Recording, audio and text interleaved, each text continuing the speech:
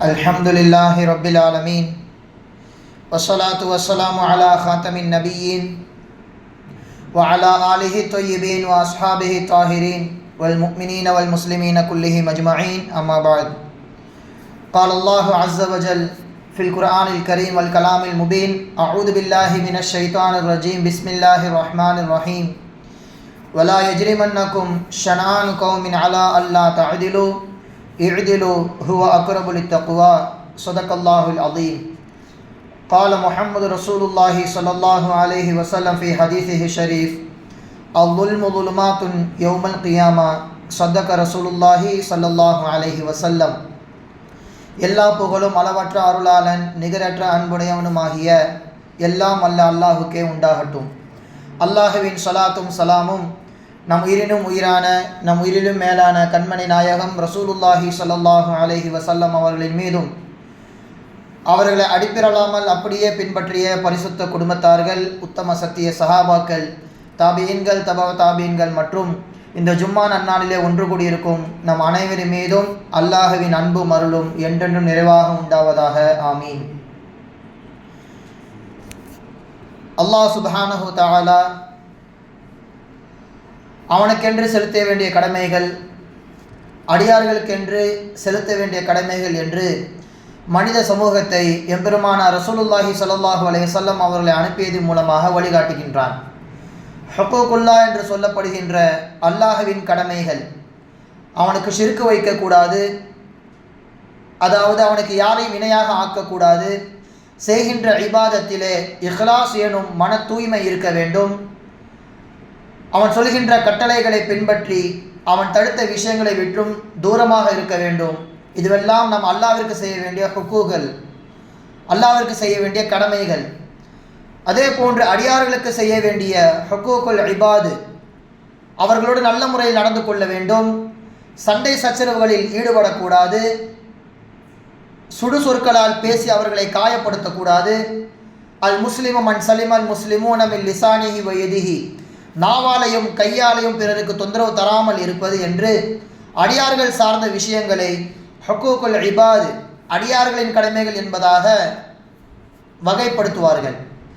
அந்த அடிப்படையில் இன்றைய தினம் அடியார்களுக்கு செய்ய வேண்டிய கடமைகளில் மிக உயர்ந்த கடமையான குர்ஆன் முழுக்க அல்லாஹ் தஆலா கட்டளையிடுகின்ற ஒரு விஷயம் அல் அத்ல் என்று சொல்லப்படுகின்ற நீதம். மக்களுக்கு மத்தியிலே நீதமாக நடந்து கொள்ள வேண்டும்.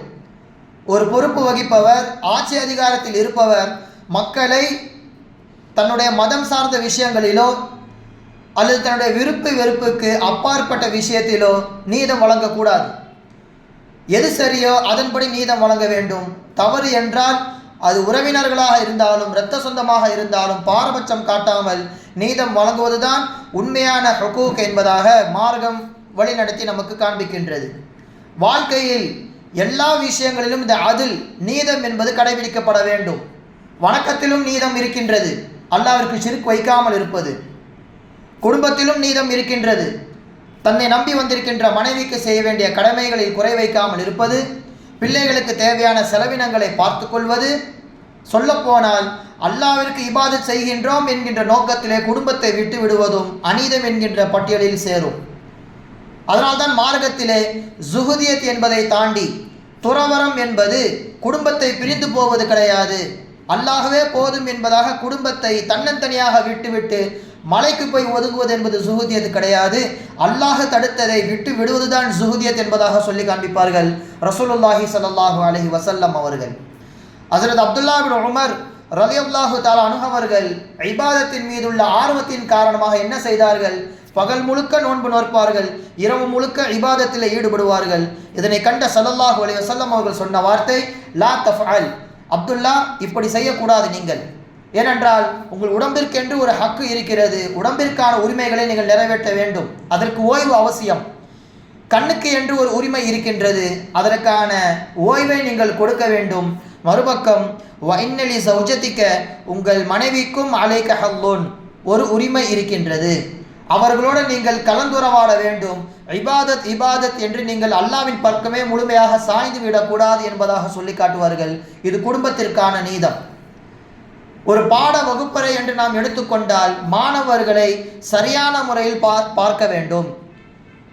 அல்லது தண்டனை கொடுப்பதாக இருந்தால் பிடித்த நபருக்கு தண்டனையை தளர்த்திவிட்டு பிடிக்காத மாணவனுக்கு கடுமையான முறையிலே தண்டனை கொடுப்பது என்பதும் அநீதத்தில் சேரும், அது நீதமாக ஆகாது.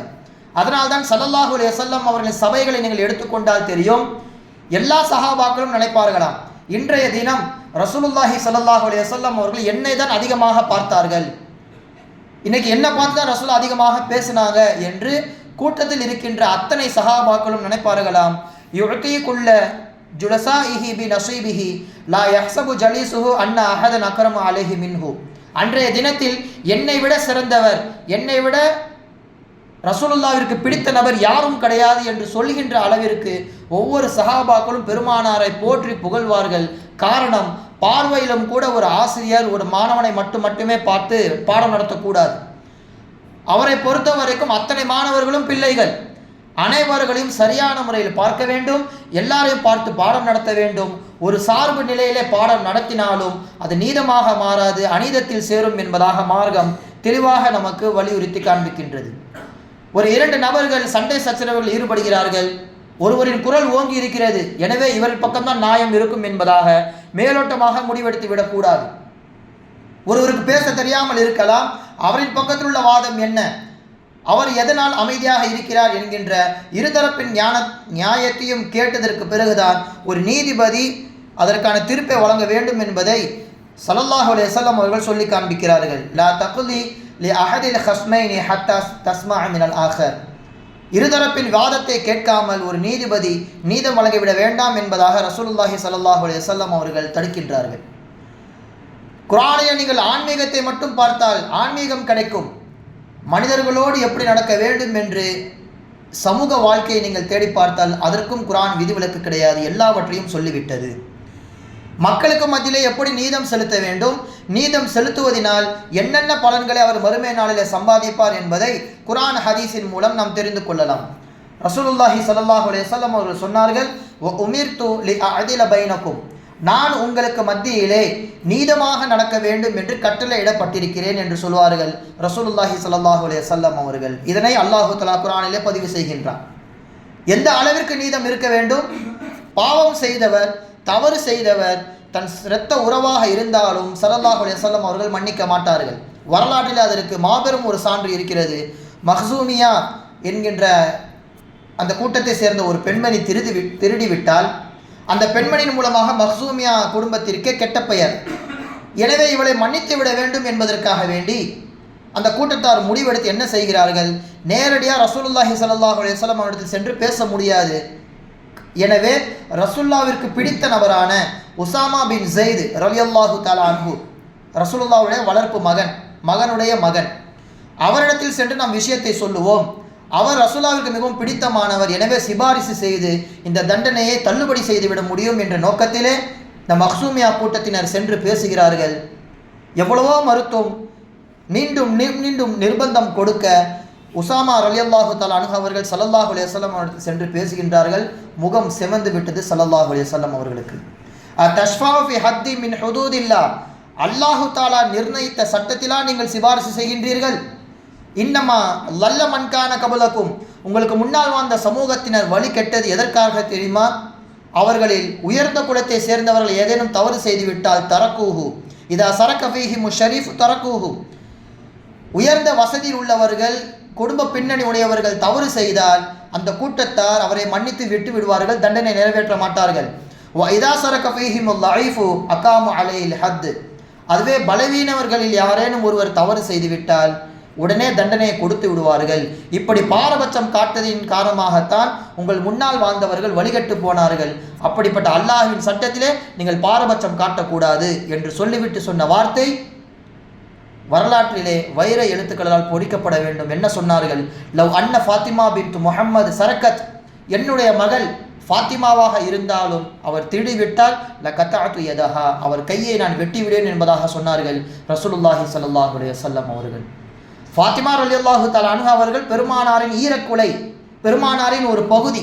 அப்படிப்பட்ட ஃபாத்திமா திருடினாலும் நான் அந்த இடத்துல பாசத்தை முன்னிறுத்த மாட்டேன், அல்லாவின் ஹத்தை முன்னிறுத்தி தண்டனை நிறைவேற்றுவேன் என்பதாக சொல்வார்கள் அண்ணல பெருமானார் ரசூலுல்லாஹி ஸல்லல்லாஹு அலைஹி வஸல்லம் அவர்கள். அதனால்தான் இஸ்லாமிய மார்க்கத்தில் இப்படி கடுமையான சட்டங்கள் இருப்பதின் காரணமாகத்தான் அமெரிக்காவிலே உள்ள ஹார்வர்ட் யூனிவர்சிட்டி என்கின்ற அந்த பல்கலைக்கழகத்தில் சுவற்றிலே எழுதப்பட்ட வாசகம் குர்ஆனில் இருக்கின்றது.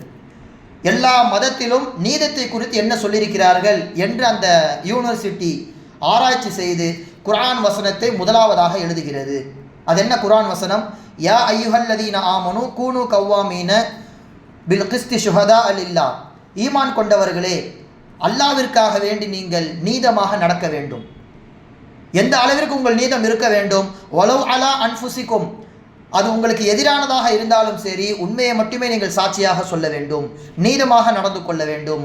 அவில் வாலிதைனி, அல்லது உங்கள் பெற்றோருக்கு அது எதிராக இருக்கின்றது என்று இருந்தாலுமே நீங்கள் நீதம் தவறிவிடக்கூடாது.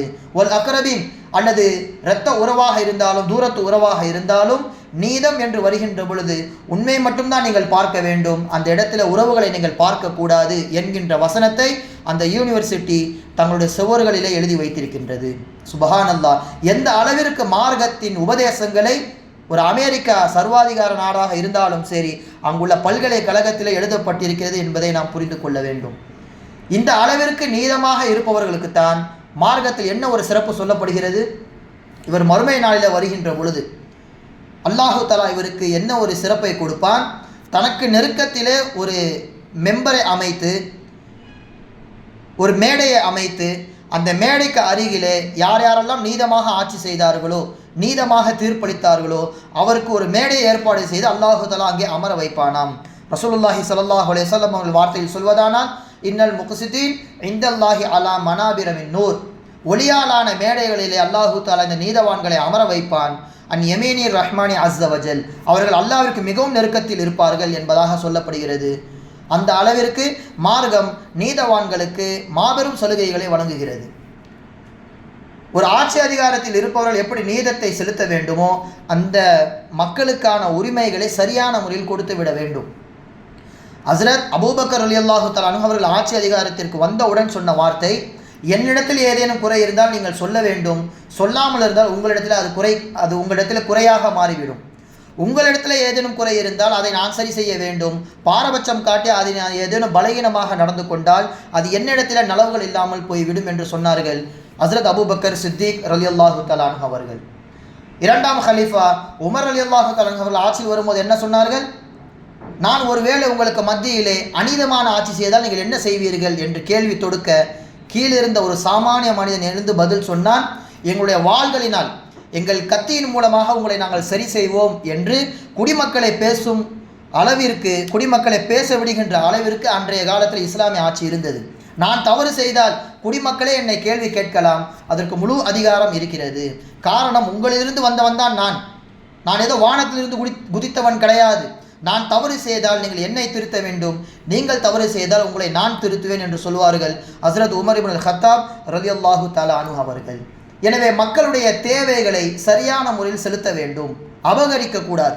அதிகாரம் நம் கையிலே இருக்கிறது என்கின்ற நோக்கத்திலே பதுக்கல் செய்வது கூடாது. நம்முடைய சஹாபாக்களுக்கு அடுத்த காலத்தில் வாழ்ந்த தாபியினுடைய வாழ்க்கையை நாம் பார்க்கின்றோம். பிறருடைய பொருளை அனுமதி இல்லாமல் எடுப்பதும் தவறு, அல்லது வாங்கிவிட்டு கொடுக்காமல் இருப்பதும் மாபெரும் தவறு. அதுவும் அபகரித்த பட்டியலிலே சேரும். மனின்தஹப நுஹ்பத்தன் ஃபலைஸ மின்னா, அபகரிப்பது அவர் இஸ்லாத்திலே இல்லை என்பதை போன்று ஆகிவிடும். அப்படி ஒரு வாழ்வு அந்த காலத்திலே வாழ்ந்து வந்தார்கள் தாபியின்கள். அதிலே அப்துல்லா இப்னு முபாரக் ரஹிமஹுல்லா என்பவர்கள் மாபெரும் ஒரு ஆலிம், வியாபாரம் செய்யக்கூடியவர்கள், சொல்லப்போனால் முஜாஹிதுன் ஃபீ சபீலில்லாஹ், அல்லாஹுடைய பாதையிலே போர் செய்யக்கூடியவர்கள். அவருடைய இறுதி கடைசி நிமிடங்கள் கூட அவர்கள் ஒரு போரிலிருந்து முடித்து வருகின்ற பொழுதுதான் வஃபாத் ஆனார்கள். அப்படி ஒரு மாபெரும் வாழ்விற்கு சொந்தக்காரர்கள் அப்துல்லா இப்னு முபாரக் ரஹிமஹுல்லா. ஹுராசான் பகுதியிலே அவர்கள் பிறந்து எல்லா விதமான கல்விகளையும் கற்றுவிட்டு ஷாமிற்கு செல்கின்றார்கள், இன்றைய சிரியா. அங்கே சென்று அங்குள்ள விஷயங்களை எழுதி கொண்டிருக்கின்றையில் அவனுடைய எழுதுகோல் தீர்ந்து போய்விட்டது. எனவே அருகிலிருந்த ஒரு நபரிடம் பேனாவை வாங்கி எழுதுகிறார்கள். மறதியில் அவர்கள் அங்கிருந்து அன்தாக்கியா என்கின்ற பகுதிக்கு சென்று விட்டார்கள். அன்தாக்கியா மிகவும் தொலைவான ஒரு பகுதி. அங்கு சென்றதற்கு பிறகுதான் ஞாபகம் வருகிறது, நாம் கையில் வைத்திருக்கின்ற பேனா நம்முடையது கிடையாது, நாம் இரவலாகத்தானே வாங்கினோம், அனுமதி இல்லாமல் இவ்வளவு தூரம் கொண்டு வந்து விட்டோமே என்று ஒரு சின்ன பேனாவிற்காக வேண்டி, அந்த எழுதுகோலிற்காக வேண்டி மீண்டும் அந்தாக்கியாவிலிருந்து ஷாமிற்கு சென்றார்கள் அப்துல்லா பின் முபாரக் ரஹிமஹுல்லா. தனக்கு சொந்தமில்லாத பொருளை தன்னோடு வைத்துக் கொள்வதில் ஒருபோதும் விரும்ப மாட்டார்கள் அன்றைய காலத்து தாபியின்கள். இன்னைக்கு ஆட்சி அதிகாரத்தில் இருப்பவர்கள் மக்களுக்காக வேண்டி நல்லது செய்கிறேன் என்கின்ற பெயரில் காசு பணங்களை திரட்டி கொண்டு பதுக்களில் ஈடுபடுகிறார்களே, இது எந்த அளவிற்கு மாபெரும் குற்றம். இஸ்லாமிய மார்க்கம்தான் உலகத்திற்கே பாடம் எடுக்கும். இஸ்லாமிய மார்க்கத்தை ஒருவர் முழுமையாக படித்து விட்டாலே எப்படி ஆட்சி செய்ய வேண்டும், எப்படி மக்களும் நடக்க வேண்டும் என்பதை முழுமையான முறையில் நீங்கள் புரிந்து கொள்ளலாம். அன்றைய காலத்து ஆட்சியாளர்கள் அவர்கள் வாழ்க்கை வரலாற்றை இப்போது உள்ள தீய சக்திகள் படிக்க வேண்டும், ஆட்சி அதிகாரத்தில் உள்ளவர்கள் படிக்க வேண்டும்.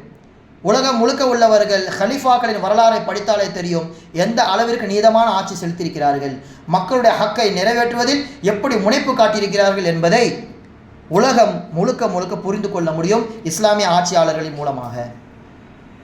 அலி ரலியல்லாஹு தஆலா அன்ஹு அவர்கள் 4ஆம் ஹலீஃபா.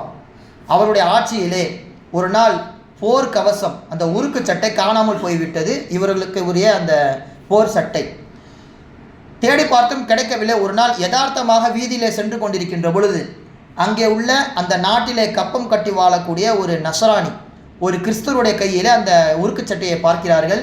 இது என்னுடையதாச்சே, அதை மீண்டும் திருப்பி கொடுத்து விடுங்கள் என்பதாக ஹலீஃபா அவர்கள் கேட்கிறார்கள். இல்லை, இது எனக்குரியது என்பதாக அவன் சொல்ல, வாருங்கள் நாம் நீதிபதியிடம் செல்லலாம் என்பதாக அலி ரலியல்லாஹு தஆலா அன்ஹு அவர்கள் அந்த நஸ்ரானியை அழைத்து கொண்டு செல்கின்றார்கள். இங்கே நீங்கள் புரிய வேண்டும், அந்த ஆட்சி அதிகாரம் முழுக்க முழுக்க இருப்பது ஹஸ்ரத் அலி ரலியல்லாஹு தஆலா அன்ஹு அவர்களிடத்தில் தான். நினைத்தால் பிடுங்கிக் கொள்ள முடியும், ஆனால் நீதிபதியை நாடுகிறார்கள். அங்கே நீதிபதியை நோக்கி சென்றால் அங்கே நீதிபதியாக இருப்பது காலி ஷுரைஹ் ரஹிமஹுல்லா, மாபெரும் ஒரு கல்விமான். ஹலீஃபாவாக இருந்தாலுமே நீதிபதி என்ன சொல்கிறாரோ அதை கேட்போம் என்பதாக இவர் அழைத்து கொண்டு செல்கிறார்கள். காலி ஷுரைஹ் அவர்கள் அவருடைய இருக்கையில் அமர்ந்து கொண்டு ஹலீஃபாவையும் நிற்க வைக்கிறார்கள், அந்த நஸ்ரானியும் நிற்க வைக்கிறார்கள் ஒரே இடத்தில். ஹலீஃபாவுக்கு என்று அங்கே மரியாதை கிடையாது. இப்போதைக்கு அவர் இங்கே வந்திருப்பது ஒரு குற்றத்திற்காக வேண்டி, ஒரு விசாரணைக்காக வேண்டி வந்திருக்கிறார் என்கிற நோக்கிலே அமர்ந்தவாறே தீர்ப்பை விசாரிக்கிறார். அலி ரலியல்லாஹு தஆலா அவர்களை நோக்கி உங்கள் வாதம் என்ன சொல்லுங்கள் என்பதாக கேட்க, என்னிடத்துல உருக்கு சட்டை இருந்தது, சில தினங்களுக்கு முன்பாக காணாமல் போய்விட்டது, இப்போதுதான் இவருடைய கையிலே பார்த்தேன், இது எனக்குரியது என்பதாக அலி ரலியல்லாஹு தஆலா அவர்கள் வாதம் வைக்கிறார்கள். உங்கள் வாதத்தை நிரூபிக்கும் சாட்சி என்ன? காலி ஷுரைஹ் அவர்கள் கேட்கிறார்கள். அது என்னுடைய உருக்கு சட்டை என்பதை சாட்சி சொல்வதற்கு என்னுடைய மகன் ஹசனை நான் அழைக்கிறேன், அவர்தான் சாட்சி என்று சொன்னவுடன் காலி ஷுரைஹ் அவர்கள் மறுத்துவிட்டார்கள். லா துக்பலு ஷஹாதத்துல் இப்னி லி அபீஹி, ஒரு தந்தைக்கு மகன் சாட்சி சொல்லக்கூடாது, வேறு யாரேனும் சாட்சி இருக்கிறார்களா, இரத்த உறவுகளை நீங்கள் சாட்சிக்கு கூட்டு வரக்கூடாது என்று ஹலீஃபா அலி ரலியல்லாஹு தஆலா அவர்களை நோக்கி காலி ஷுரைஹ் அவர்கள் சொல்லுகிறார்கள். இந்த ஒரு விவாதத்தை கண்ட அந்த நஸ்ரானி என்ன சொல்கின்றான்? தவறை ஒப்புக்கொள்கின்றான். நான் தான் சில தினங்களுக்கு முன்பாக இவரிடத்திலிருந்து எடுத்தேன், எப்படி இங்கே ஆட்சி நடக்கிறது என்பதை சோதிப்பதற்காக வேண்டியே இப்படி ஒரு செயலில் ஈடுபட்டேன். அம்மா வல்லாஹி ஹாதா ஹுக்குமுல் அன்பியா, அல்லாவின் மீது சத்தியமிட்டு நான் சொல்கின்றேன், இப்படி ஒரு தீர்ப்பு நபிமார்கள் தான் வழங்குவார்கள். உங்கள் ஆட்சியிலே நான் நபிமார்களுடைய சிஃபத்துகளை காண்கிறேன் என்பதாக அந்த நஸ்ரானி சொல்லிவிட்டு சொன்னான், அமீருல் முஃமினீன் யகிஃபு மஅய அமாமல் காலி, இந்த நாட்டை ஆட்சி செய்யக்கூடிய ஆட்சியாளரும் என்னோடு சரிசமமாக குற்றத்தை விசாரிப்பதற்காக வேண்டி நிற்கிறார். வ யகுமுல் காலி வித்தஹு, இங்கே தீர்ப்பு வழங்கக்கூடிய காலி அமீருல் முஃமினீன் அவர்களுக்கு பயப்படாமல் அவருக்கு எதிராக மாற்று மதத்தில் இருக்கக்கூடிய எனக்கு சாட்சி சொல்கின்றாரே, எனக்கு அவர் ரொம்ப சப்போர்ட்டாக நடந்துக்கிறார் என்று நினைத்து அந்த இடத்துல அவர் கலிமாவை சொல்லி முஸ்லீம் ஆகிறார். இதுதான் இஸ்லாமிய மார்க்கம்.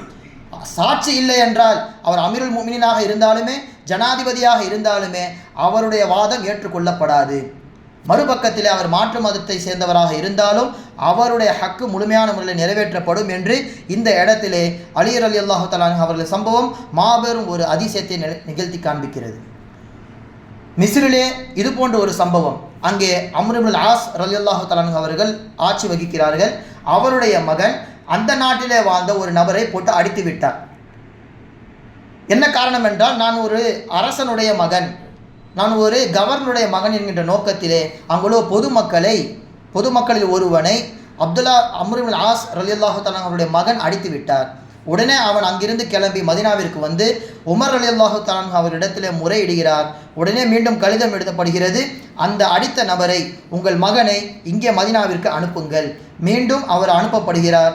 அனுப்பப்பட்டவுடன் இந்த பாதிக்கப்பட்ட நபரின் கையிலே சாட்டையை கொடுத்துவிட்டு நீங்கள் அடியுங்கள் என்பதாக தண்டனை நிறைவேற்றுகிறார்கள். எப்படி ஒரு அதிசயத்தை இந்த இடத்தில் நிகழ்த்தி காண்பிக்கிறார்கள். சொன்ன வார்த்தை இது, மதா இஸ்தஅதபத்தும் வகது வலதத்துகும் உம்மஹாத்தும் அஹராரா. ஒரு தாய் தன்னுடைய பிள்ளையை சுதந்திரமானவனாக பெற்றெடுத்திருக்கிறார். அப்படிப்பட்ட இந்த நபரை நீங்கள் எப்படி அடிமைப்படுத்தலாம்? உங்கள் ஆட்சிக்கு கீழே ஒருவர் இருந்தால் அவர் என்ன வேண்டுமானாலும் நீங்கள் செய்து விடலாமா என்று கேள்வியை தொடுக்கிறார்கள் ஹஸ்ரத் உமர் ரலியல்லாஹு தஆலா அன்ஹு அவர்கள். இப்படி தான் நம்முடைய ஹலீஃபாக்கள் வாழ்ந்தார்கள். இப்படி தான் நம்முடைய மூதாதையர்கள் நீதம் வழங்கினார்கள். அவர்களுடைய ஆட்சியிலே மாற்று மதத்தை சேர்ந்தவர்களும் நிம்மதியாக வாழ்ந்தார்கள். ஒரு யகூதியாக இருந்தாலும் ரசூலுல்லாஹ்விடம் தான் வருவார், ஒரு முஸ்லிமாக இருந்தாலும் ரசூலுல்லாஹ்விடம் தான் வருவார். தீர்ப்பு யகூதியிடம் இருந்தால் அவரை நோக்கி ஸல்லல்லாஹு அலைஹி வஸல்லம் அவர்கள் ஆதரவு தெரிவிப்பார்கள். முஸ்லீம் தானே, அல்லாஹ்வை ஏற்றவர் தானே என்று ஸல்லல்லாஹு அலைஹி வஸல்லம் அவர்கள் பாரபட்சம் காட்ட மாட்டார்கள். ஹலீஃபாக்களின் வரலாறும் அப்படித்தான். இப்படி இவர்கள் நீதவான்களாக வாழ்ந்ததின் காரணமாகத்தான் இங்கே நம்முடைய நாட்டிலே வாழ்ந்த காந்தி என்ன சொன்னார்? காங்கிரஸுடைய தலைவர்கள் பதவி வகிப்பதற்காக வேண்டி செல்கின்ற பொழுது அவர்களுக்கு செய்த உபதேசம் இது, நான் இதிகாசத்தில் உள்ள தலைவர்களை பற்றி பேச மாட்டேன், அவர்களெல்லாம் வரலாற்றில் வாழவில்லை, அவர்களெல்லாம் இதிகாசத்தில் உள்ளவர்கள்.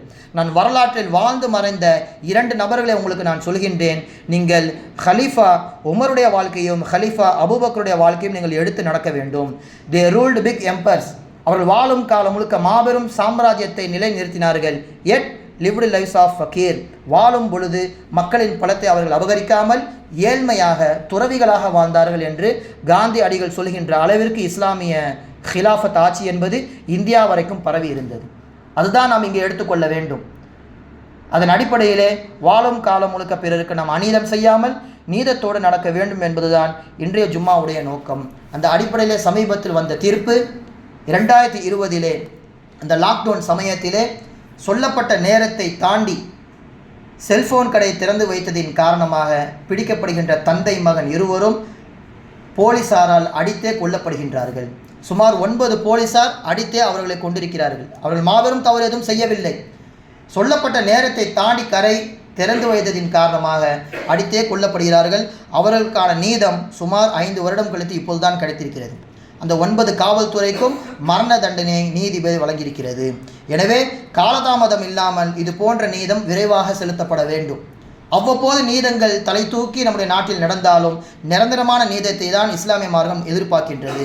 இப்படி அவ்வப்போது நீதத்தை வழங்குவதனால் மக்களிடம் உள்ள அந்த நம்பிக்கையை சம்பாதிக்க முடியாது.